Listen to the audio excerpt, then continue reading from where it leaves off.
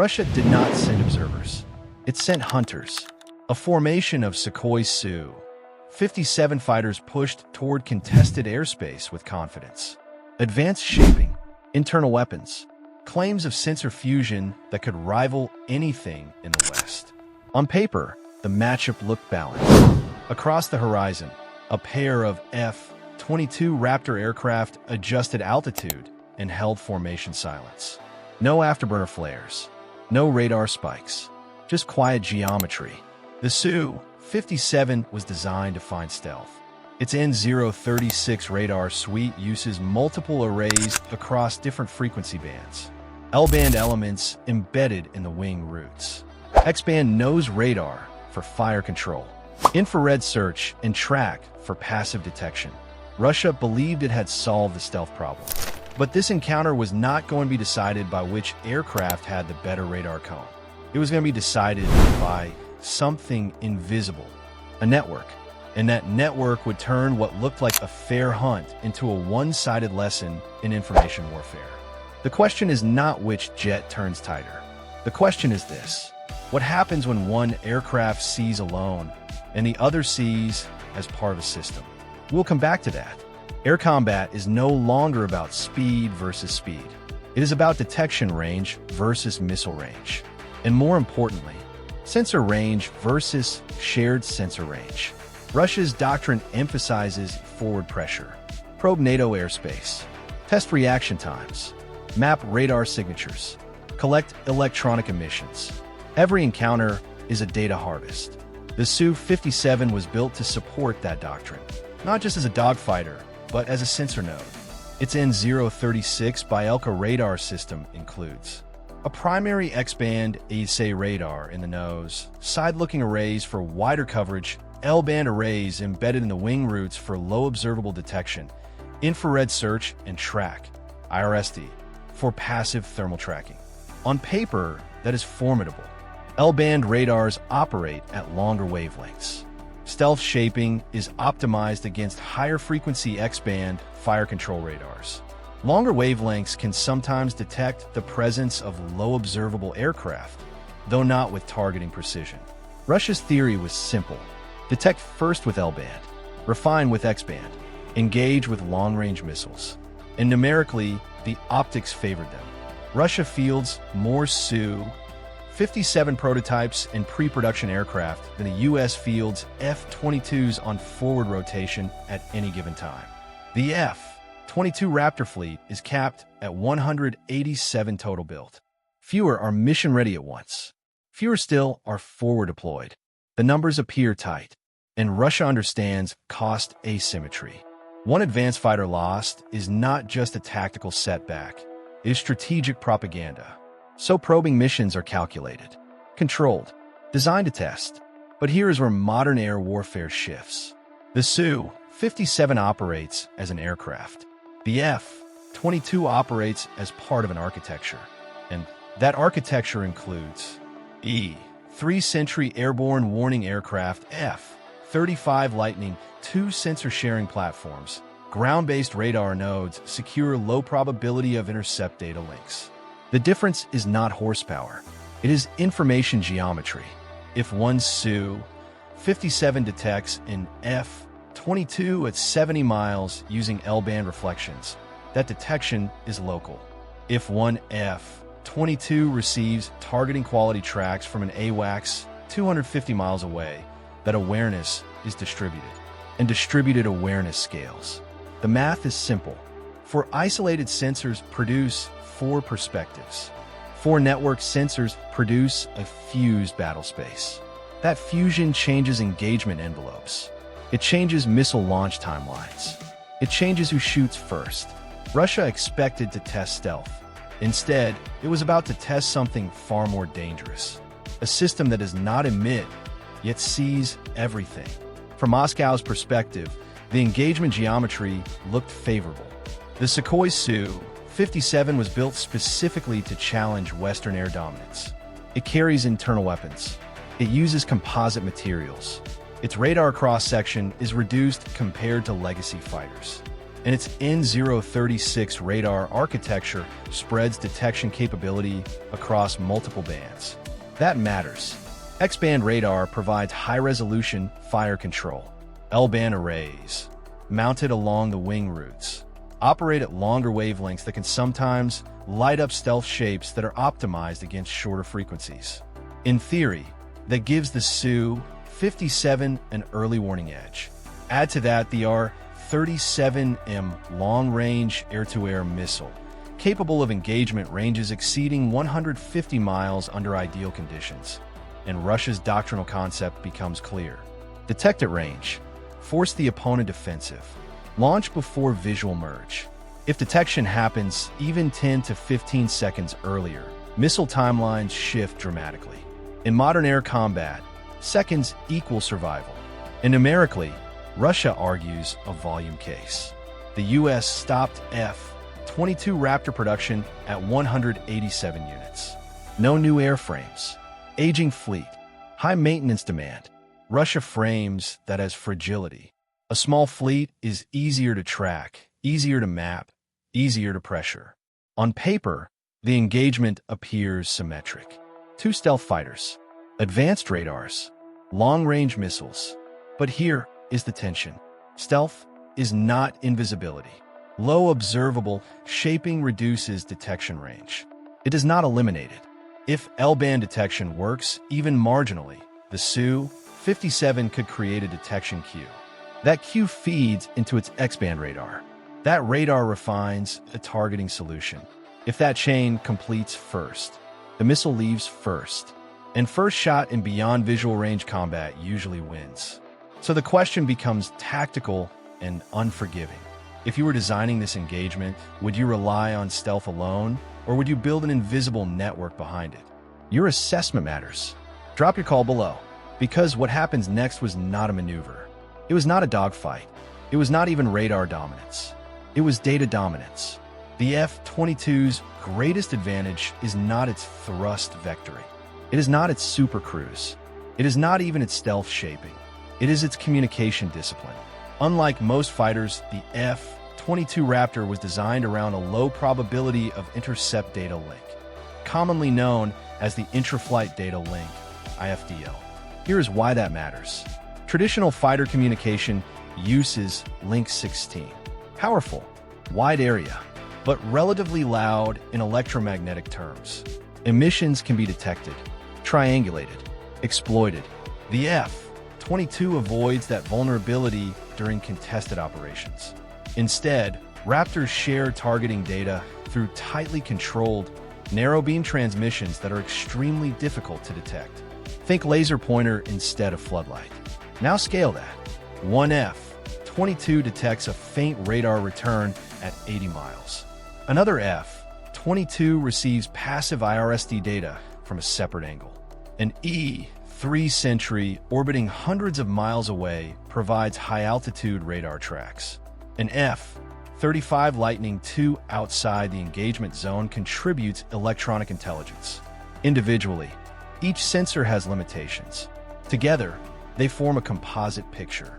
This is sensor fusion at network scale. The geometry is critical. Imagine 4 observers standing at different corners of a field. Each sees partial angles. Blind spots exist. Now connect them in real time. The blind spots vanish. That is what distributed battlespace awareness does. And here is the key shift. The F-22 does not need to radiate radar energy to track the Su-57. It can remain electronically quiet while receiving third-party targeting data. That means no radar spike for the Su-57 to detect, no emission to triangulate, no cue that it is being tracked. This is not stealth versus stealth. This is emission control versus assumption. The Su-57 can search, but if it cannot see emissions, it cannot confirm position. And if it cannot confirm position, missile launch becomes probabilistic, not decisive. The architecture behind the F-22 changes the engagement clock. Instead of who detects first, the real question becomes, who understands the battle space first? That distinction is subtle, but it is lethal. The Su-57 57 formation pushed forward assuming symmetry. 2 stealth fighters against 2 stealth fighters. But the geometry was never symmetric. At 210 miles from the projected intercept point, an E-3 Sentry established wide-area radar coverage. Its high-altitude vantage point extends radar horizon dramatically. Curvature of the Earth limits low-altitude detection, but at 30,000 feet, radar line of sight expands beyond 250 miles. Physics does not negotiate. Radar horizon distance roughly equals 1.23 times the square root of altitude in feet. Increase altitude, increase detection envelope. The Su-57's onboard radar is powerful, but it sits 40,000 feet lower than AWACS orbit. That geometric advantage matters. The E-3 detected the Russian formation first, not with targeting precision, but with tracking confidence. Bearing, speed, altitude. That data moved instantly through secure channels. Now layer in an F-35 Lightning II operating 120 miles laterally from the main axis. Its end/APG 81 ESA radar operated in low probability-of-intercept mode. Narrow beam, frequency agility, minimal exposure. The F-35 refined the track. It did not need to close.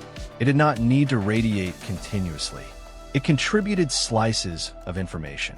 Those slices fused inside the Raptors. The F-22 Raptor pilots were not staring at raw radar sweeps. They were looking at composite targeting quality tracks. And here is the critical difference.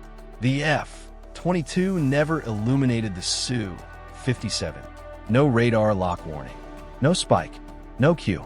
From the Russian cockpit, the sky remained quiet. Meanwhile, the engagement clock shifted. At 95 miles, the Raptors entered optimal launch geometry for the AAM-120D. Fire control is not just range.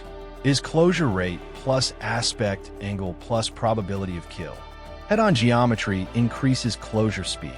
A Mach 1.5 Raptor against a Mach 1.2 Su-57 produces closing speeds exceeding 2,000 miles per hour. Missile time to target compresses. At that speed, 90 miles collapses to engagement in under 3 minutes. The F-22s launched. 2 AIM-120DS. Active radar homing. Mid-course guidance updates through data link. Here is the part that changes everything. The Raptors did not need to keep their radars on. Mid-course corrections came from the network. AWACS refined track. F-35 refined track. Missiles received updated vectors. The Su-57's radar warning receivers finally detected something. But it was not a targeting radar. It was the missile's active seeker going terminal. At that point, reaction time is measured in seconds. This is not a video game. Could the Su-57 attempt defensive maneuvers? Yes. High-G brake turns. Electronic countermeasures. Towed decoys. But electronic warfare effectiveness depends on detection timing. If you detect the launch late, you compress your maneuver window. And Russian defensive systems are optimized against traditional radar lock sequences. This engagement did not follow that script. Cost asymmetry amplifies the outcome. An AIM-120D costs roughly $1 to $1.5 million per round. And Su-57 airframe represents over $35 to $50 million in investment, not including pilot training and operational costs. One missile exchange can erase years of industrial effort. The math is simple. If detection happens through distributed sensors and launch occurs before reciprocal lock, the first mover controls the sky. Now consider escalation pivot. What if Russia deploys multiple Su-57s with overlapping radar cones? What if they integrate ground-based S-400 batteries? Valid concerns. Surface-to-air systems extend denial zones dramatically. But the F-22 does not operate alone. Layered doctrine means suppression of enemy air defenses, SEAD. Assets degrade SAM radar. Electronic attack platforms complicate tracking. Standoff munitions force SAM repositioning. Air dominance is not platform versus platform. It is network versus network. And in this encounter, Russia brought aircraft. America brought architecture. Would you rely on raw platform capability in this scenario, or on distributed sensor dominance? Make your call. The Su-57 pilots adjusted course. Electronic countermeasures activated. Chaff deployed. High-energy defensive turns attempted to break missile lock. Some engagements would end in defensive success. No system guarantees 100% lethality. Real combat includes uncertainty. But the larger lesson had already been delivered. The Russian formation never achieved clean targeting lock on the F-22s. Their L-band arrays may have produced intermittent returns. But L-band detection lacks fire control precision. Long wavelength equals course resolution. You may know something is there. You do not know exactly where to shoot. That distinction matters. The Su-57's X-band radar would need to refine the track. But to refine, it must emit. To emit, it must expose. And once it exposes, it feeds the network. This resolves the earlier question. Stealth alone is not decisive. Stealth combined with silent networking is. Russia will adapt. Expect tighter integration between Su-57s and ground-based radar networks. Expect improved electronic warfare suites. Expect attempts at jamming data links. These are serious countermeasures. But U.S. doctrine anticipates electronic attack environments. Data links use frequency hopping. Encryption layers prevent spoofing. And most critically, the system never depends on a single node. If one sensor drops, others remain. That is distributed resilience. It is the difference between a chain and a mesh. Break one link in a chain, the system fails. Cut one strand in a mesh, the net holds. The F-22 is not unbeatable. No aircraft is. It faces threats from advanced SAM systems, infrared search networks, long-range air-to-air missiles, electronic warfare disruption. But it does not face them alone. It operates inside an ecosystem designed for redundancy. And that ecosystem turns every encounter into a data contest first. By the time Russia recognized the engagement imbalance, the lesson was already encoded. Information superiority compresses decision cycles. Decision cycle dominance wins airspace. The encounter was never about airframe aesthetics. It was about decision speed. Russia sent the Sukhoi Su-57 to test stealth versus stealth. What it meant was time compression. When a pilot sees a target through onboard radar alone, he fights with a local clock. When a pilot sees through an integrated battlespace network, he fights with a shared clock. Shared clocks move faster. The F-22 Raptor is often described as the pinnacle of air dominance because of thrust vectoring, supercruise, and low observable shaping. Those features matter, but they're no longer the decisive layer. The decisive layer is information geometry. Who sees first? Who fuses first? Who launches without revealing? Who forces the opponent reactive instead of proactive? That is the new air superiority equation. Russia will refine the Su-57 program. It will improve networking between aircraft. It will expand ground-based sensor integration. It will invest in electronic attack against data links. Those are rational responses. And this competition will not slow. But architecture scales differently than platforms.